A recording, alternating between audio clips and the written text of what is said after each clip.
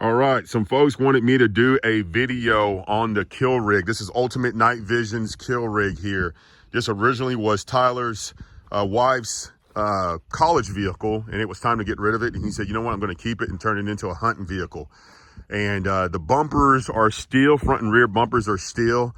The cage and the rack, everything else is aluminum, okay?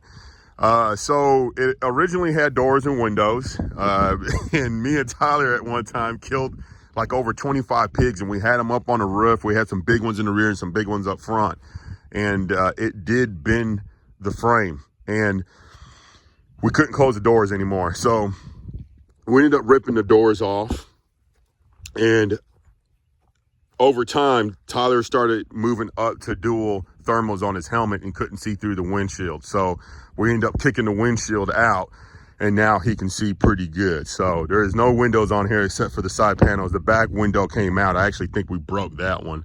But anyways, let's go ahead and talk about it. So we got 31-inch swampers on here. I think it has a 2.5-inch lift. Again, we got the kill rack up here on the front.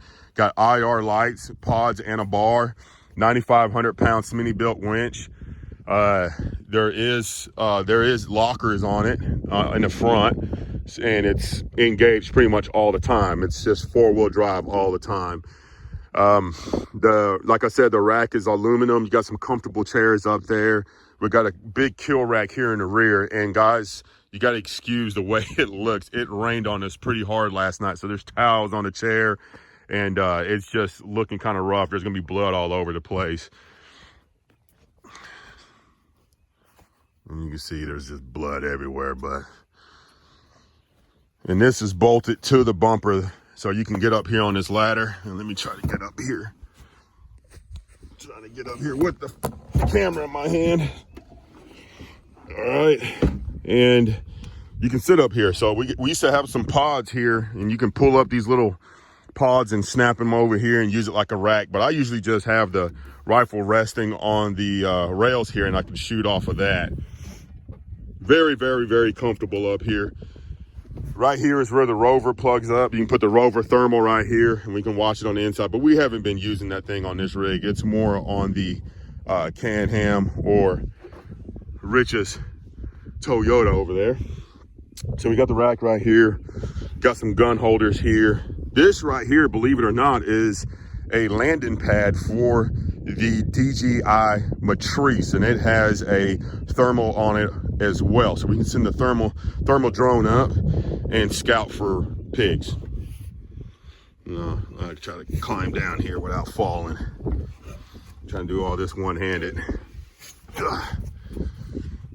And that's pretty much the kill rig, man. This thing is very, very comfortable when we got more than 2 people. We got 4 or 5 people, we can still ride around in here. So you got 4 people inside and 2 people up top.